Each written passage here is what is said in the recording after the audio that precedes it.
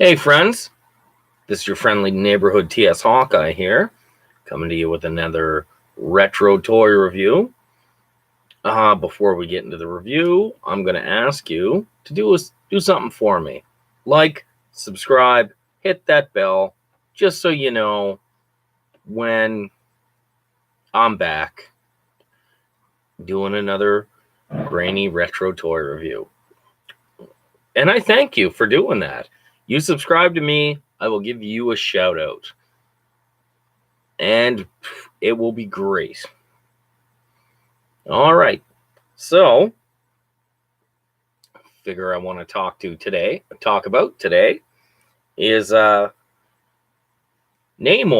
the Submariner, Marvel's first mutant. A little bit of history before we go into the figure.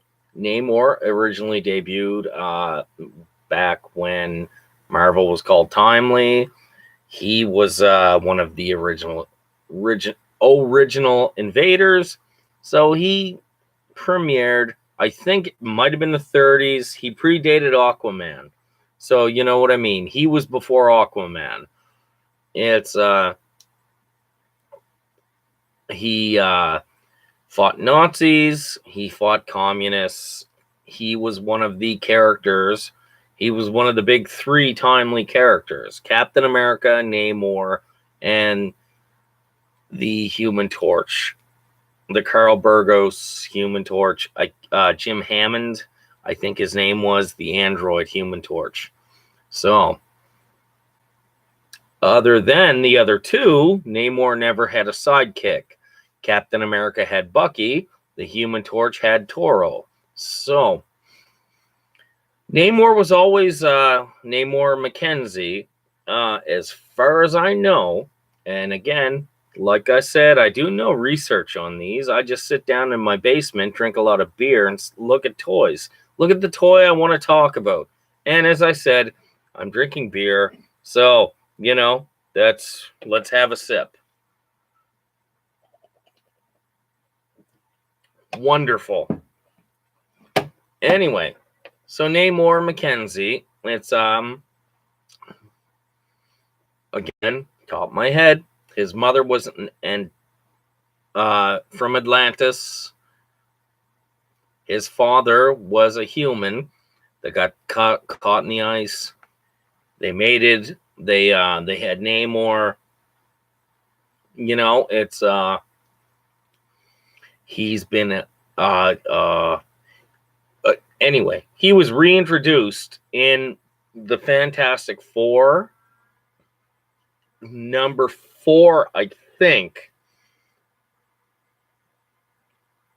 He was he's always kind of crossed that line between hero and villain. Oh, Jesus, excuse me.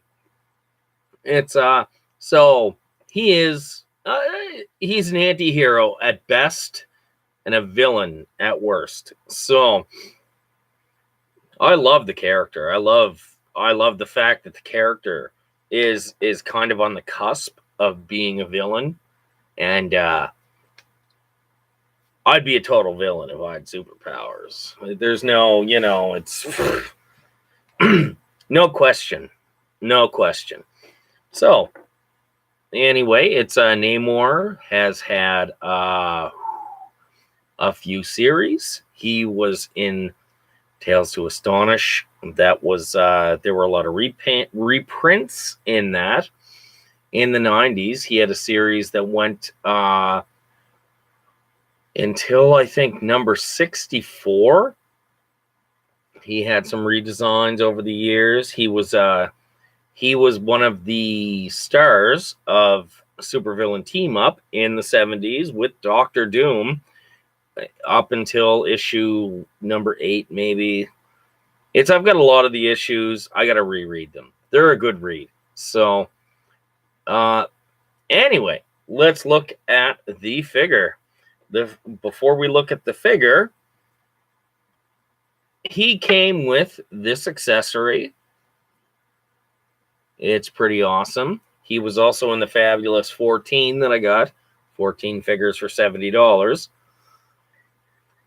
He was one of the figures that I really, really wanted. You know, he was on my want list for a long time. And the version I got is the green Speedo version. Face looks great. You know, it's he's got the wings.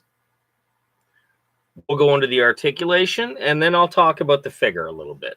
So, head goes up and down, side to side. He's got the shoulder articulation. He's got the cut on the bicep. He has got elbow. His hands turn.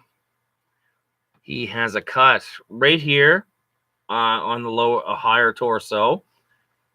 He turns at the waist. He has the hip articulation. He has a thigh cut. He has double jointed knees. Everybody knows I love those.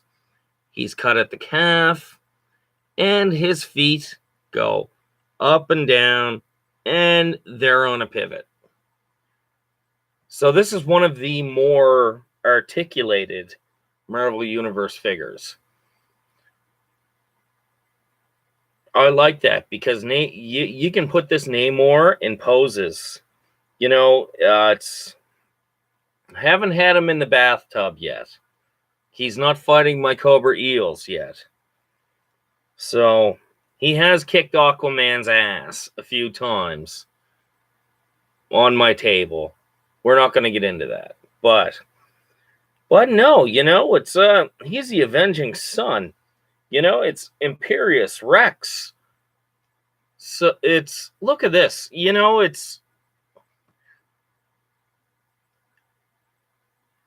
that's a good pose to put an aquatic figure in. So, as I said, he came with a trident. I don't know what else the figure came with. You know, as I said, he was in the Fabulous 14. There are 14 figures I got for $70. So, he holds this really, really well. He has one hand that he can hold this in. Let me put his face down. And then you can even, the way it goes, you can even loop his fist into it and make him hold it better. So this figure, this figure is a 10 out of 10. You know, the muscles are sculpted. It's the paint apps on this figure are amazing. You know, I'm going to put the figure up to the grainy ass camera, and I hope you can see.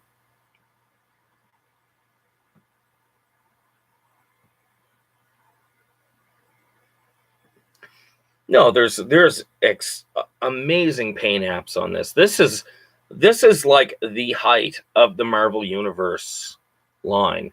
When they do figures like this that are, you know what I mean? It's a very simple figure. He's wearing a Speedo, and then he's all cloth or all skin. I'm sorry, but you know, it's look at the ankles, the ankle wings again. Like these are not just throwaway sculpts. These are amazing. You know, it's Namor. Namor's probably one of the most posable and best figures they've released. He also was released. There was as San Diego variant with the Speedos. This isn't it, sadly. And then he also had his vest, his black pants. So, and I want that figure too. You know, Namor is Jesus Christ. He was in the Illuminati. He's been an X-Men. He was a member of the Phoenix Five. You know, that's how awesome Namor is. He actually possessed the Phoenix Force. This figure looks like he could possess the Phoenix Force. It's a great figure. if you get a chance to get it, if you love 3 3/4 figures, such as I do, get this figure, man, because it's amazing. If you don't love Marvel, get this figure and customize it into something else. You know, it's just such a good figure. I can't say enough good about this figure, to the point that I did actually search it out, and I lucked into it with the 14. So I'm so happy. This Cable and She-Hulk were the best, like the total apex of that buy. All right. So, like I said, TS Hawkeye here. Like, subscribe, hit that bell. You follow me, I'll follow you. I'll give you a shout out. We'll get it all worked up. We'll get it all done, son. So, gonna end this stream. Just gonna say to you, keep on collecting. Have a great night, friends.